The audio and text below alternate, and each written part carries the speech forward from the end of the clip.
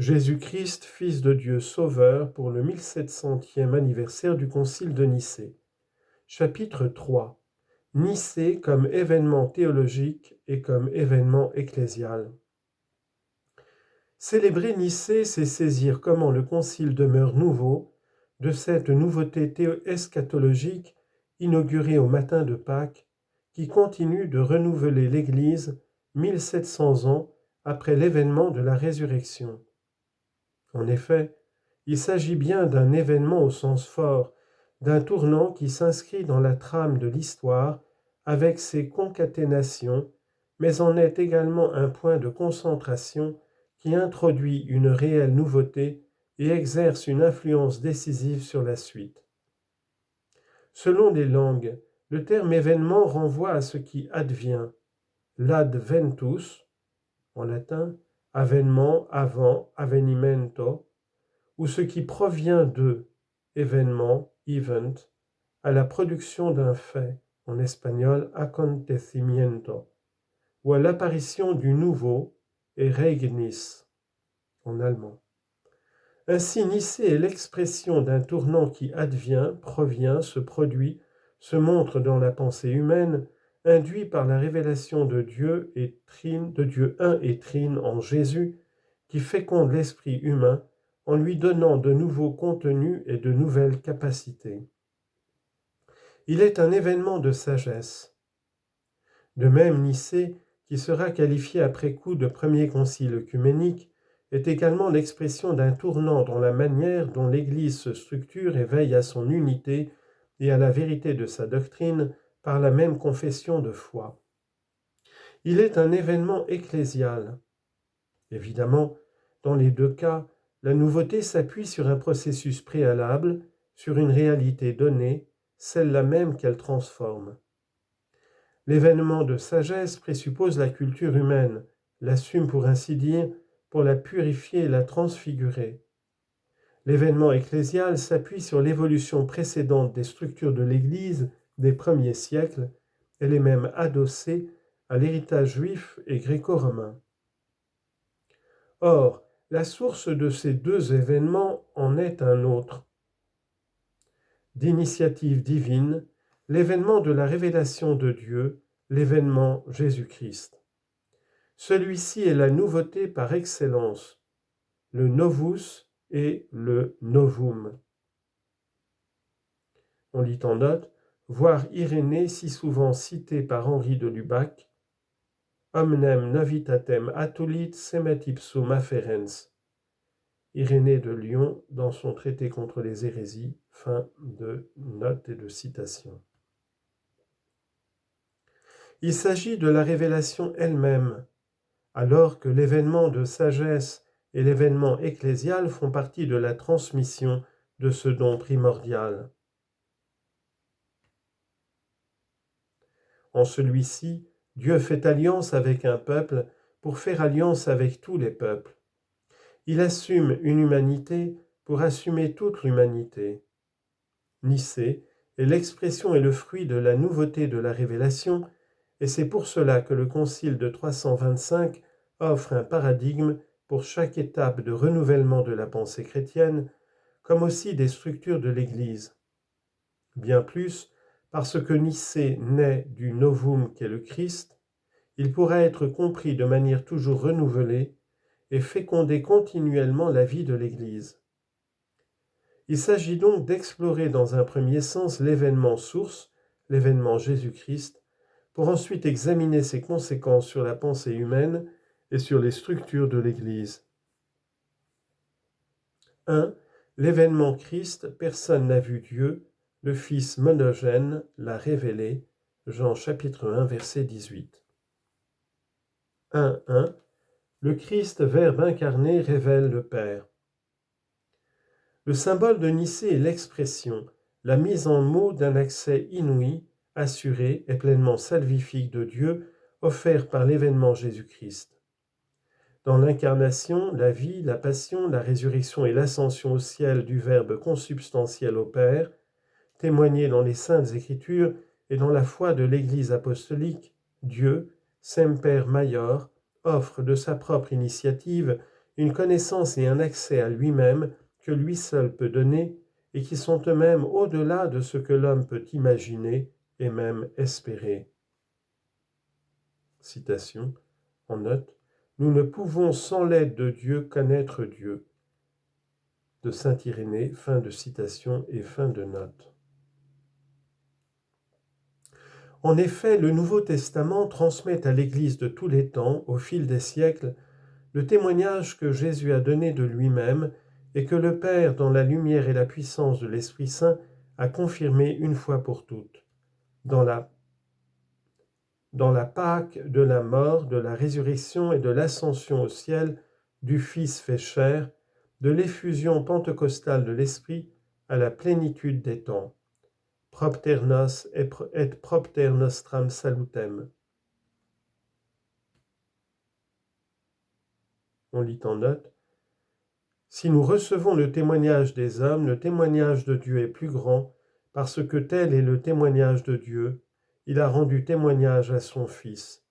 Celui qui croit dans le Fils a le témoignage en lui. 1 Jean chapitre 5 verset 9, fin de citation et fin de note. Ainsi, s'il est vrai que personne n'a jamais vu Dieu, la foi de l'Église atteste que Jésus, Fils unique du Père, l'a révélé. Jean 1, 18, Jean 3, 16, 18 et 1 Jean 4, 9. Ce témoignage se résume dans la réponse que Jésus donna à l'apôtre Philippe qui lui demandait « Seigneur, montre-nous le Père et cela suffit ». Or Jésus lui répond « Philippe, il y a si longtemps que je suis avec toi et tu ne me connais pas. Celui qui m'a vu a vu le Père. Comment peux-tu dire « Montre-nous le Père » ? Ne crois-tu pas que je suis dans le Père et que le Père est en moi ? Les paroles que je vous dis, je ne les dis pas de moi-même. Au contraire, c'est le Père qui, demeurant en moi, accomplit ses propres œuvres. Jean chapitre 14, versets 8 à 11. Si Jésus fait voir le Père, tout en lui est accès au Père. Le Christ, en son humanité fragile et vulnérable, est l'expression véritable de Dieu le Père. Le voir, c'est voir le Père. Jean 14, 9. Il en résulte que Dieu ne s'est pas d'abord caché au Golgotha sous l'impuissance du crucifié pour se manifester ensuite au matin de Pâques, enfin lui-même, enfin tout-puissant.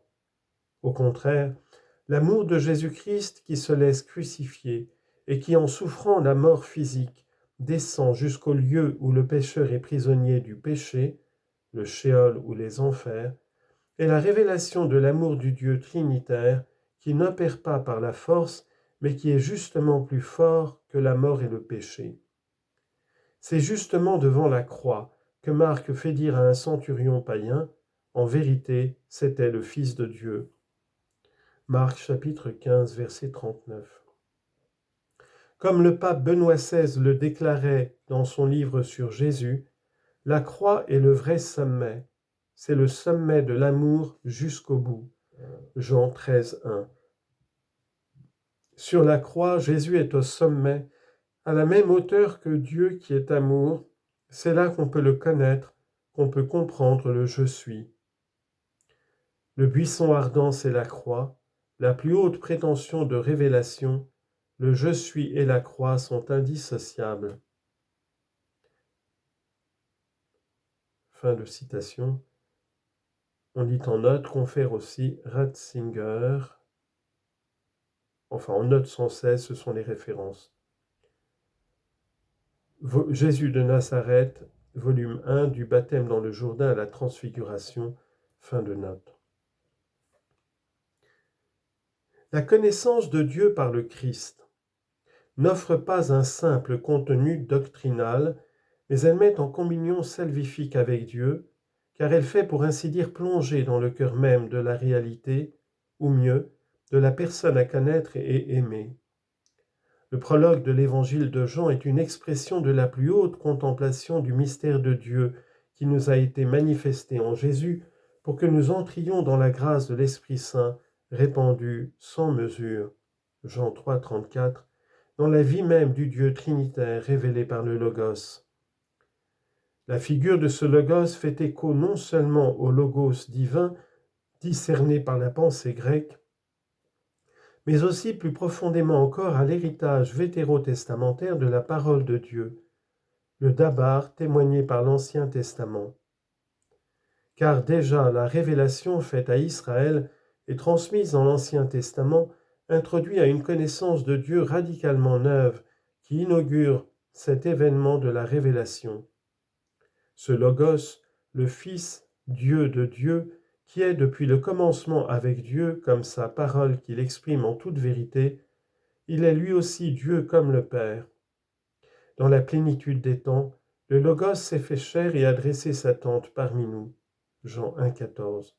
De sorte que ceux qui l'accueillent reçoivent le pouvoir, en grec exousia, de devenir enfants de Dieu. Jean 1,14. Admettant les êtres humains à la pleine communion avec lui, le Logos fait chair les a rendus ainsi participants de la nature divine. Cette connaissance et cette communion inouïe et authentique de Dieu opèrent également une communion salvifique avec les frères et sœurs en humanité aimés par Dieu, car l'événement Jésus-Christ est inséparablement communion avec Dieu et avec tout être humain. La foi de l'Église apostolique témoigne de cette communion en Christ et par le Christ au sein de la communion trinitaire. Citation. Ce qui était dès le commencement, ce que nous avons entendu, ce que nous avons vu de nos yeux, ce que nous avons contemplé, que nos mains ont touché, le Verbe de vie, nous vous l'annonçons à vous aussi, afin que vous aussi vous soyez en communion avec nous. Notre communion est avec le Père et avec le Fils, Jésus-Christ. Nous vous écrivons ces choses pour que votre joie soit parfaite. 1 Jean 1, versets 1 et 3 et 4. La tradition théologique souligne que la charité nous fait aimer Dieu et notre prochain, en tant qu'il est ami de Dieu.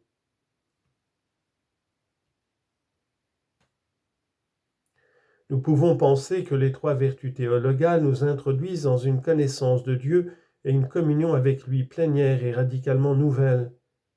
Mais selon l'accès renouvelé à Dieu qu'elles offrent, se donne par surcroît un chemin de foi vers la fraternité, une espérance inouïe dans le prochain et cette charité qui pardonne tout et pousse à se donner soi-même.